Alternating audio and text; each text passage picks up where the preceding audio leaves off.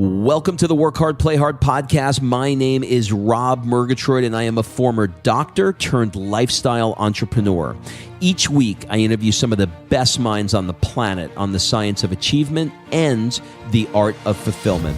Today's episode is a mini-sode that we call Fri-Date with the Wife.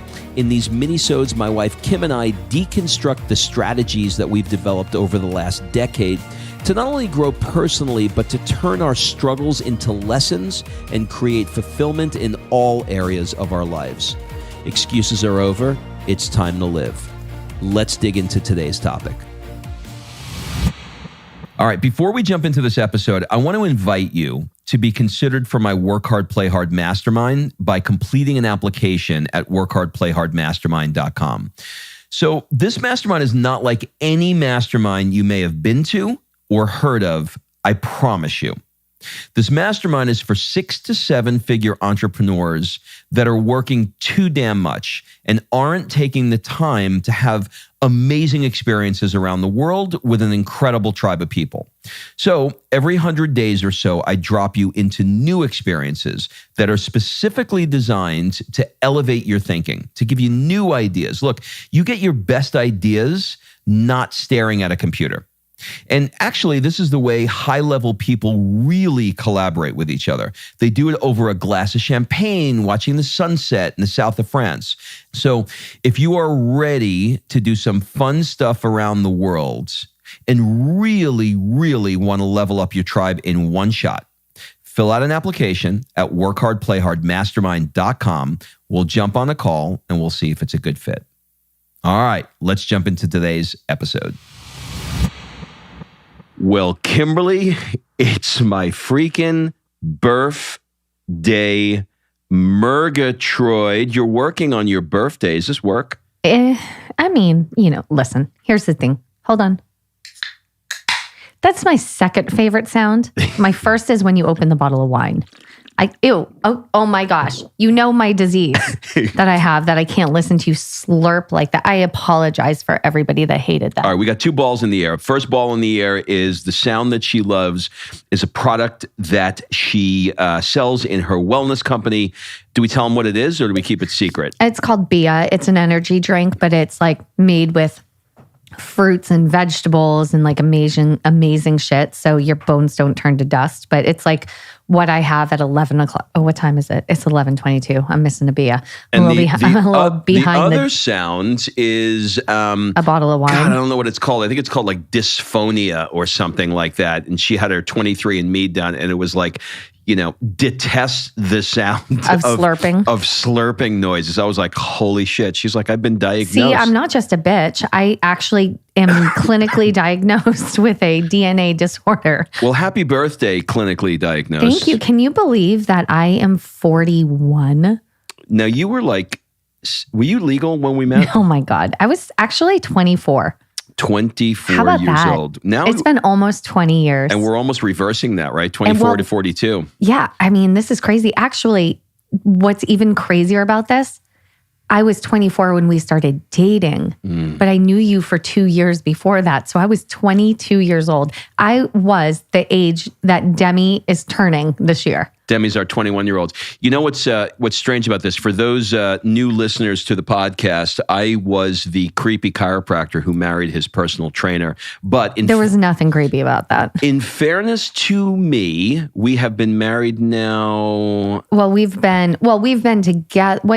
2004? We're in 2020, so we've been together 16 years. That's a long freaking time. That's a long time. All right, well, listen, today we're going to talk a little bit about that subject of marriage and working together. So I'm going to let you lead it. You had a little inspired moment. Somebody shot you a text, and what did the text say? Well, I get this kind of often. So whenever I post on social media, hey, we're running out of ideas. What would you love to hear us talk about on Fri-Date?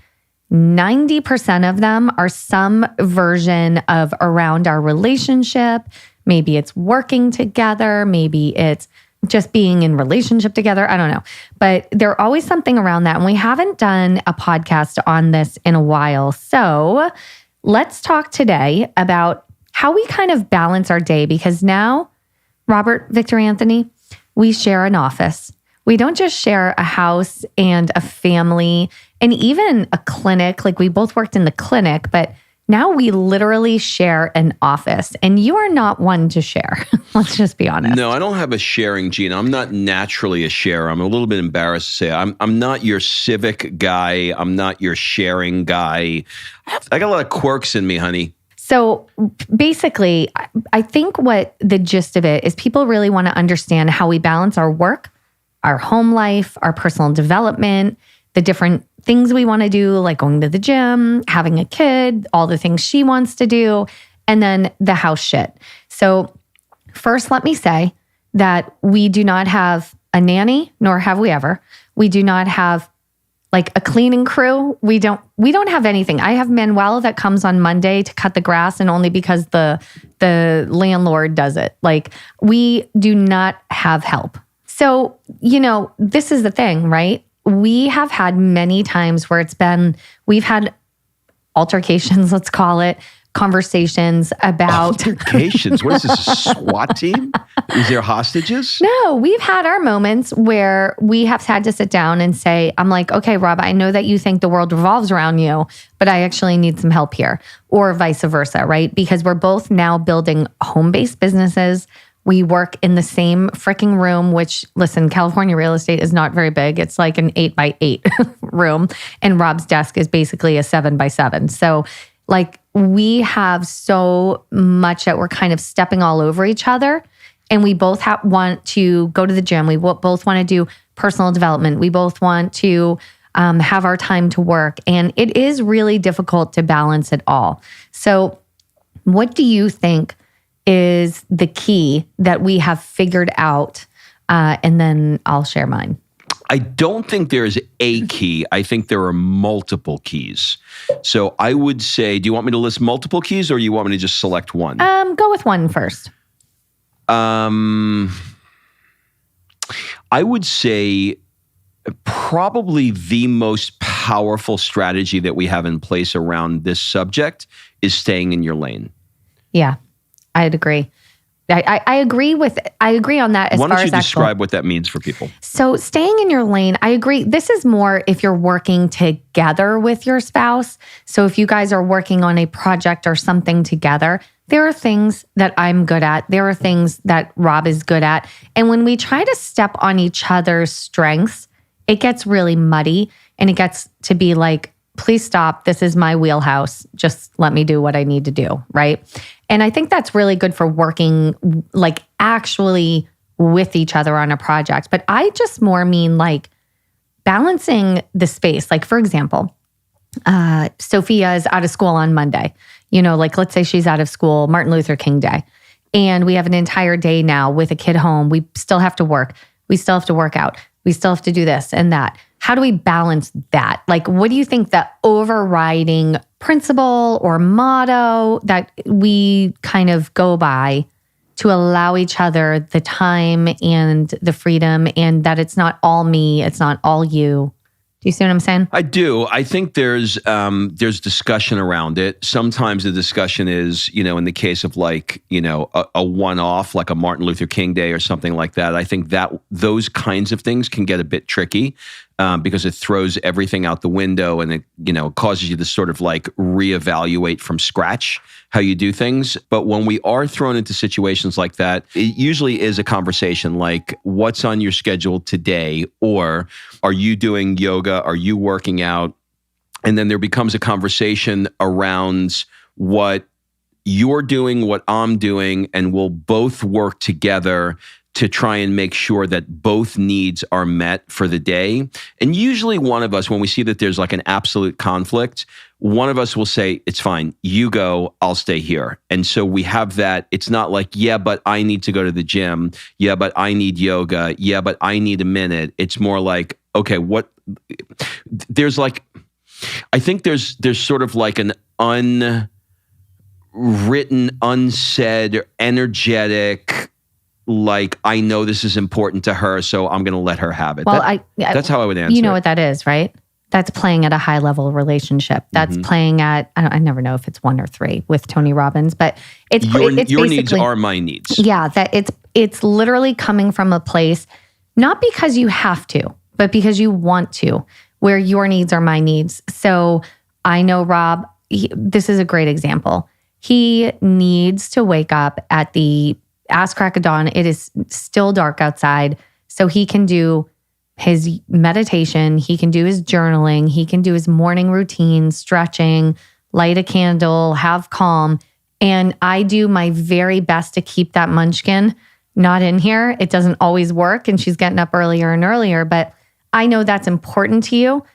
And I do my very best to protect that time and space for you. You do. So you can have that. Except when I have my back to the door meditating and she runs in and pushes me in my back. And I swear to God, it's like, there's a Godzilla just walked into the room, scared the shit out of me. She thinks it's funny now. And so that slippery little thing gets away. But the intention is there that I want to protect your space and your time. You do. And I think you do the same for me with yoga. You know that you have a better wife if you allow this wife to go to yoga. And so you give me that space. So I think communication, without it being accusatory, like you don't do this and you don't do that and blah, blah, blah. Like, I think that's one big thing. I think putting each other first. And that kind of has to be a two-way street. You can't just have one spouse that's always putting the other first. Do you know what I mean? Because that's not going to work out. But if you have two spouses or spouse-I, can we make it a spouse-I? Spouses that put each other first, and that is the unwritten rule in the relationship. I think that's super important. Well, what happens if you don't? If you don't, there's resentment that's building. So you may get away with it, quote unquote, but eventually there's going to be resentment, and that leads to contempt. So I'll give you an example.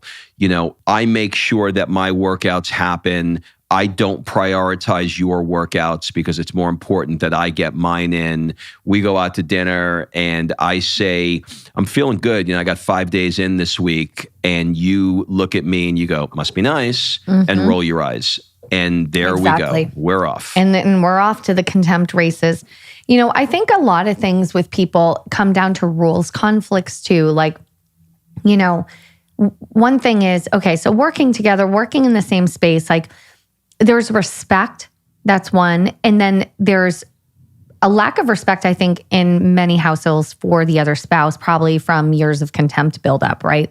And then I also think that there's rules conflicts. So for example, yesterday I was in here working. You were going to do videos for Facebook or Instagram, or I don't even know what you're doing. TikTok, I have no clue. You're doing videos and you said, hey, you may want to put some headphones on because I'm about to do some videos. And it wasn't like, I need this space because, I need this or that. And I wasn't like, oh my God, are you really going to do this here? Like, I'm working, it was very respectful. You were like, just FYI, I got to do some videos. And I was like, oh, okay, cool. And I put my headphones on and listened to a book. So like, I think that there's that mutual respect, and there's not like, we don't have these rules that bleed into other parts of our existence. For example, at night, I'll cook dinner. And if you see after dinner, like I've cooked this dinner and it like was more extensive and there's a lot of dishes and a lot of stuff, and Sophia's wanting my time, you will march your little hiney right into the kitchen and just clean it.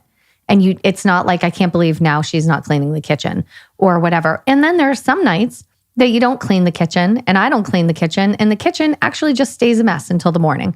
And that's okay too, because there isn't like a rule around it where we're not going to bed until everything is perfect. And God damn it, Robert, you get in here and get your rubber gloves on.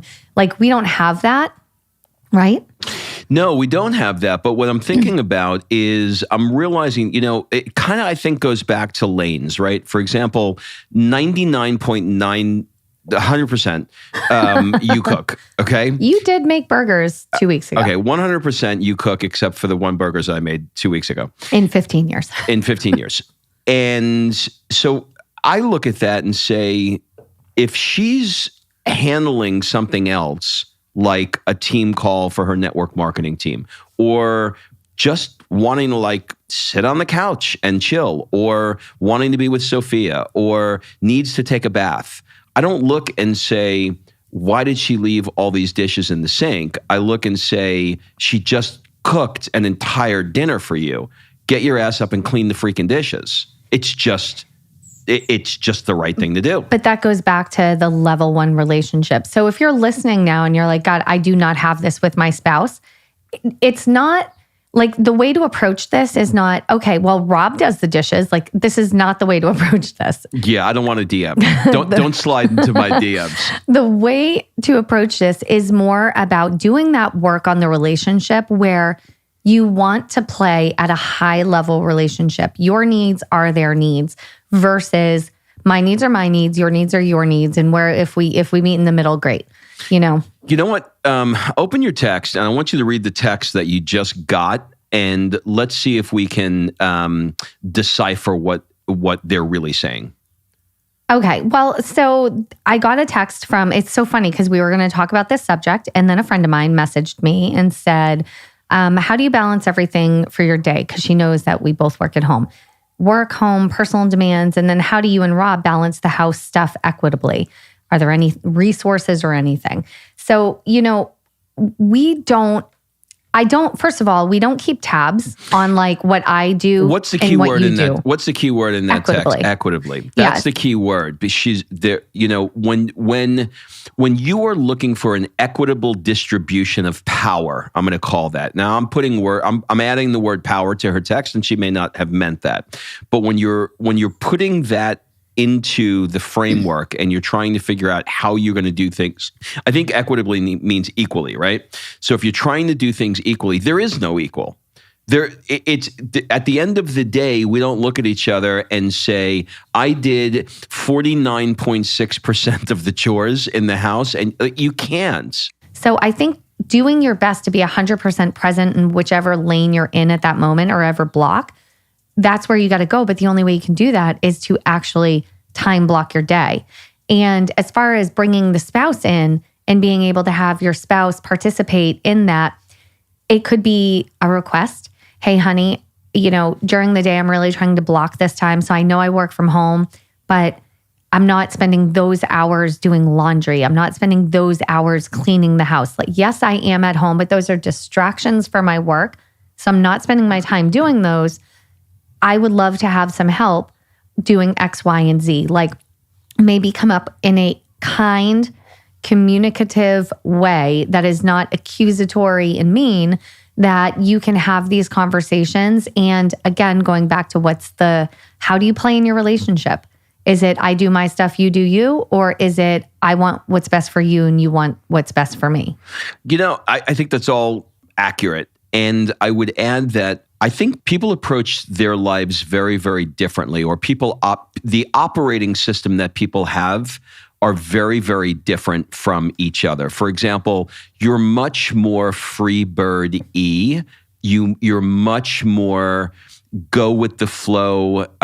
When the spirit moves you, you will take an inspired action, and then absolute poetry comes out of you in the example of, creating a post, let's say. I am much more regimented. I'm much more scheduled. There's a planner called an Evo planner, and you take a test for the brain type that you are. And the reason why I'm mentioning it is there's a section in that planner for my brain type that is titled something like balance, like securing balance for the day. Like I need to make sure that I feel in balance. So there's lots of different ways that people can do it. And I think what I like to do is I like to experiment with different types of schedules until I find one that has sort of like a free-flowing chain reaction from one to the other. And, moving from Atlanta to California, moving from a chiropractor to being home completely full-time has really thrown off lots of my schedule. It's thrown off in the morning, instead of driving to work, now I'm walking to school. Like you said earlier, my time is my own. So trying to figure out what I do when is really important to me. I am super energetic in the morning. I'm very, very creative. I'm calmer. I don't have a high frustration point. So when I got here, I was like, okay, well, I'm just going to go work out in the morning. So I went and I worked out and I got home, whatever, around 11 o'clock or 12 o'clock. And I'd start working. And then Sophia was getting home. And then Sophia's coming in the room going, daddy, daddy, daddy. And I'm trying to I'm trying to write. And when I'm trying to write, I'm writing at the worst time for me to write because I'm not as creative as I am in the morning. I am frustrated because I don't have the private time to write. So you said to me, well, why don't you just work out in the afternoon, like maybe an hour or two before she comes home from school and do your creative stuff in the morning. And so experiment, my recommendation, I tell you that long story because I think it's important if you're working at home with your spouse to experiment with a workflow that best supports you. I'll give you an example. So this morning, Kim was on her way to yoga, and I was like, what time's your yoga? And she said it's at, what time was your yoga this morning? 9:30. 9:30. And it was like 8 o'clock. And I'm like, well, it's 8 o'clock and your yoga's at 9:30. Are you You're going, like, let's do a podcast. Are you going to yoga in San Francisco? Like what, like why is it so long? And then I remembered she likes to go to yoga early because where yoga is, it's a block away from the beach. So she goes down to the beach, has some quiet time, watches the surfers, and loves taking a leisurely drive, which is just absolutely beautiful to do. But the point is that workflow, that flow of your day is what works best for you. Is it efficient? I don't know. I mean, probably what would be efficient would be, drive to yoga, leave yoga, and come home. But that's not the point. The point is that you go, and when you come back from yoga, you are inspired, you're rested, you want to tell me about, what it was like on the beach this morning. You show me a video of the surfers. So the point is that I would suggest that you experiment with doing different things at different times until you get a workflow that works perfect. Have your spouse do the same, and then try and align those workflows with each other and say, well, I know this sounds crazy, but I like to get to yoga an hour early because I want to sit on the beach. Okay, great. I want to support that. How do I best support that? But see, that's what it was right there. He immediately said, I want to support that. He didn't say, if you had this hour of your time, it would be better if you did X, Y, Z. He didn't put his rules and the way he thinks on my time, and I don't do that to him. And I think that's where we are really, really successful. But I think the biggest thing is really, really asking yourself, are you all in on what is lighting your spouse up? If your spouse wants to do meditation and yoga and get up at 3 a.m. to start their day, are you all in for them on that? Or are you going to put your own needs ahead of their needs? And are they doing the same for you? And that's what I think needs to actually be more equitable, because I can see if I was going all in to, I don't want to use the word allow, but help you or be all in on your needs, but you didn't want me to do anything and you kept trying to change my schedule and it wasn't being returned, I think that would be very difficult. Yeah, I do too. I think that the moment horse trading begins, that's when you're sunk. So if it's like, well, you have time for the gym, once that starts, even if you feel like here's my recommendation. Even if you feel like you're coming up short and you know that your spouse is taking advantage of you, I want you to try something. And I'm putting quotes around take advantage of you. I want you to try something. I want you to try finding out exactly what lights the other person up. Literally sit down with the person and say, I want to know, what would a perfect day look like for you? If somebody's into yoga, if they're into the gym, if they're, they like walking around Walmart. I don't know what it is. Everybody's got their thing, right? What would the perfect day look like for you? And then you say to them, my job is to support you to make sure that you have this perfect day. How long do you think it would take if you truly in earnest gave 1,000% to support the other person before the other person starts to say, well, wait a minute, how can I help you? Yeah. Well, that's if you have a healthy relationship. And if you don't, if you're married to a dick like that, then you probably need to reevaluate. Yeah, that's true. So, I think everything really kind of comes down to that part of the relationship. I mean, I think we can give strategies and you can go to a mediator to help mediate like how you speak to each other or whatever. But I think at the end of the day, if the trash needs to be taken out and I see it, I take the trash out. Well, there you go, ladies and gentlemen. And for those of you that are interested in working with Kim and I, go to workhardplayhard90.com. We are beginning a virtual mastermind, and we will be working with you each week, and everybody in the virtual mastermind group. There'll be about 15, 20 of you in there. We've announced it. It'll probably fill up. My guess is probably the week that you hear this podcast. So go to workhardplayhard90.com or slide into our DMs and ask us a question. Is that creepy? Slide into the DM? I don't know, but I'm 50. Is that like Netflix I'm and chill? 53. I'm listening to TikTok and I'm saying slide into my DMs. All right. Sue me. All right. Have a great week, everybody. All right. Thanks for listening. If you love this episode and you know someone that needs some help in either stepping up their work hard game or their play hard game, it would mean the world to me if you shared this podcast with them to help me get this movement out there.